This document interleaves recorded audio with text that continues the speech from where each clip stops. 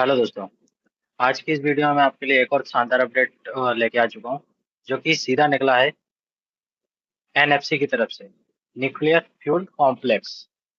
इसमें एक शानदार वैकेंसी निकला है जिसके बारे में आज हम डिस्कस करेंगे। तो चलिए देखते हैं क्या क्या इंपॉर्टेंट चीज़ें हैं। इंपॉर्टेंट डेट्स के बारे में अगर हम बात करें तो जो ऑनलाइन एप्लीकेशन डेट है वो कब से स्टार्ट होने जा रहा है। 21 मार्च 2026 से स्टार्ट हो चुका है और इसका जो लास्ट डेट होने वाला है वो है 18 अप्रैल। आगे और जो इम्पोर्टेंट चीज़ें वो देख लेते हैं। पोस्ट डिटेल यहाँ पे दिया हुआ है, उसके बारे में भी थोड़ा डिस्कस कर लेते हैं। कौन कौन एलिजिबल है क्या नहीं है वो देख लेते हैं एक बार। पोस्ट नेम है scientific officer, general deputy medical officer. ठीक है। इसमें पोस्ट कोड दिए हुए हैं यहाँ पे 12,601। क्लासिफिकेशन ऑफ पोस्ट, पोस्ट का क्लासिफिकेशन दिया हुआ है, ग्रुप ए है।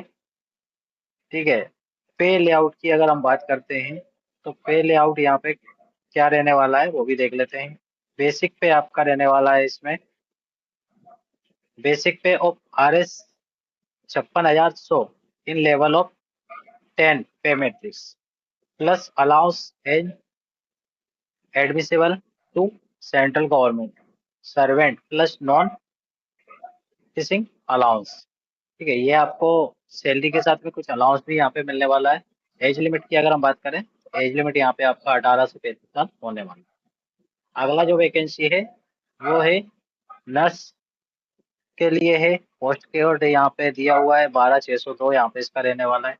ग्रुप बी है इसका, टेक्निकल, गेजेटेड टेक्निकल। ठीक है। दोनों में अलग अलग यहाँ पे क्वालिफिकेशन है। इसका क्वालिफिकेशन है और जो आपका सैलरी रहने वाला है बेसिक पे इसका 44,900। ठीक है। लेवल 7 में पे मैट्रिक्स अलाउंस वगैरह यहाँ पे आपको मिलने वाला है। अगला जो है साइंटिफिक असिस्टेंट बी का है। ठीक है। रेडियोग्राफर के लिए भी पोस्ट कोड ये आपको यहाँ पे दिख रहा है 12,603 है। बेसिक पे क्या रहेगा इसमें, बेसिक पे आपका 35,400। ठीक है। और अदर अलाउंस जो भी यहाँ पे है वो आपको यहाँ पे दिख रहे हैं। एज की बात करें तो 18 से 30 साल आपकी एज होनी चाहिए।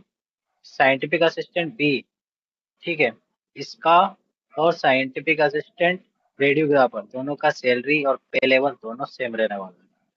फार्मास्टिक की बात अगर हम बात करें तो इसका पोस्ट कोड 12,605 रहने वाला है। ग्रुप सी का ये आपका जो है वैकेंसी है।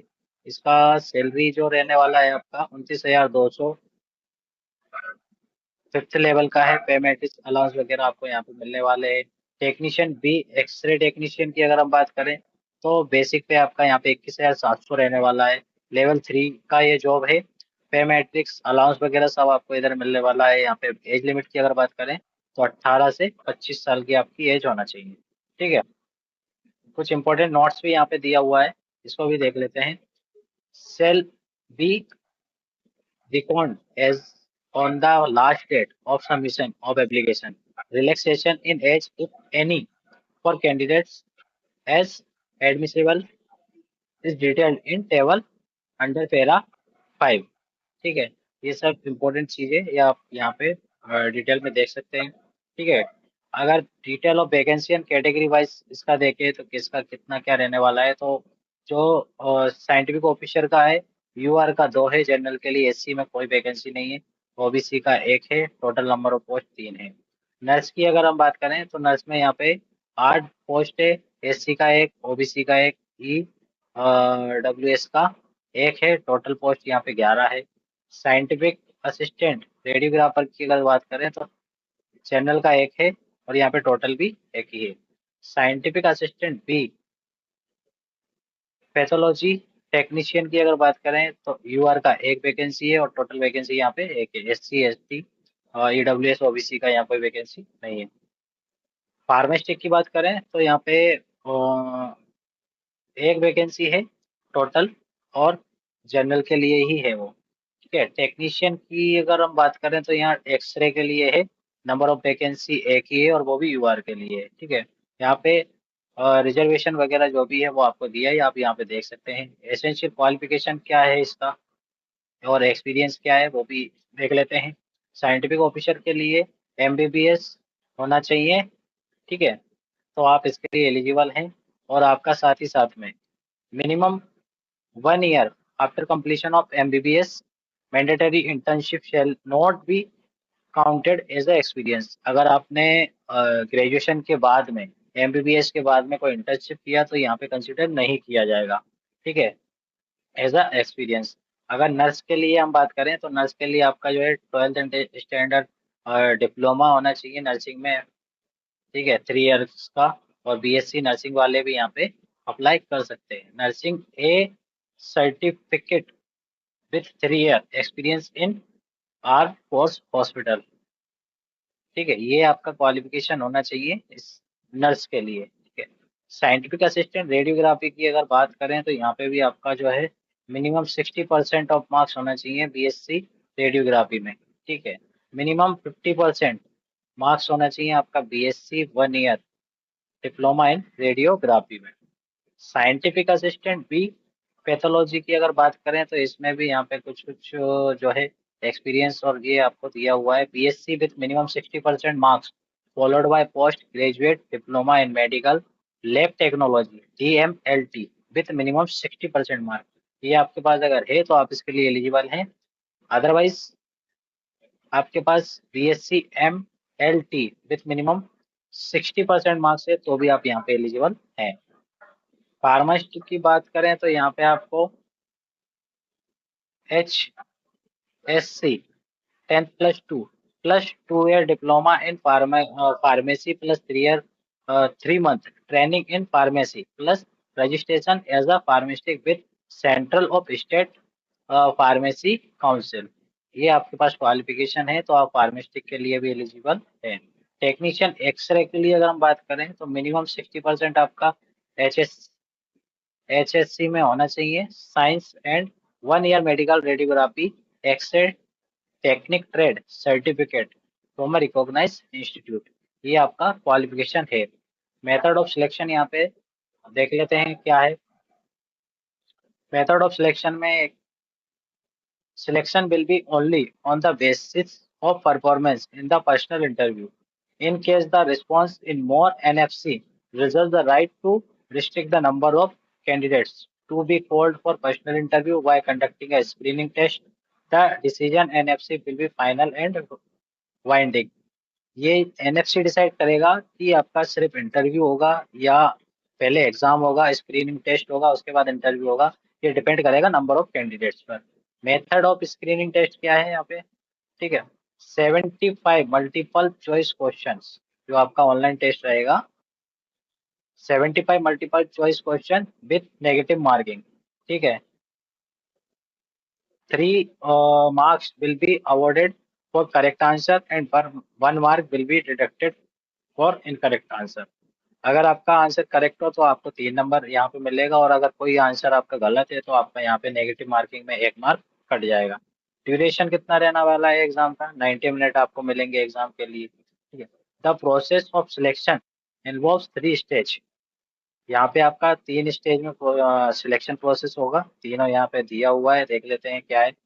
फर्स्ट स्टेज है आपका pre test, second advance test और थर्ड है आपका स्किल टेस्ट। ये सब आपका रहने वाला है, आप इसमें अच्छे से देख सकते हैं। ठीक है, एग्जामिनेशन आपका मल्टीपल चॉइस रहने वाला है। ठीक है, मैथमेटिक्स का आपका 20 क्वेश्चन रहेगा, साइंस का 20 क्वेश्चन रहेगा, जीके जीएस जनरल अवेयरनेस आपके 10 क्वेश्चन यहाँ पे रहने वाले हैं। इसमें भी सेम 3 मार्क्स आपको एक क्वेश्चन पे मिलेगा और नेगेटिव मार्किंग यहाँ पे आपकी है। तो आगे और इम्पोर्टेंट चीज देख लेते हैं। तो ये सब आप PDF में ऑफिशियल वेबसाइट पे जाकर भी देख सकते हैं। एज रिलैक्सेशन वगैरह कितना क्या है ये भी आप वहाँ जाके देख सकते हैं। ठीक है, हाउ टू अप्लाई, अप्लाई कैसे करना है वो भी आप देख सकते हैं। इसकी ऑफिशियल वेबसाइट पे जाके आप यहाँ से अप्लाई कर सकते हैं। और जो इसका लास्ट डेट है वो मैं आपको पहले ही बता चुका हूँ, 18/4/2026 रहने वाला है। ठीक है, ये सब आपके पास होना चाहिए। अप्लाई करने से पहले ये सब आप देख लीजिए कि आपके पास सही फॉर्मेट वगैरह में ये है या नहीं है। तो आप इसको देख लीजिए। आपके पास SSC 10th का सर्टिफिकेट होना चाहिए, 12th का सर्टिफिकेट होना चाहिए और क्वालिफाइंग सर्टिफिकेट होना चाहिए, डिग्री डिप्लोमा।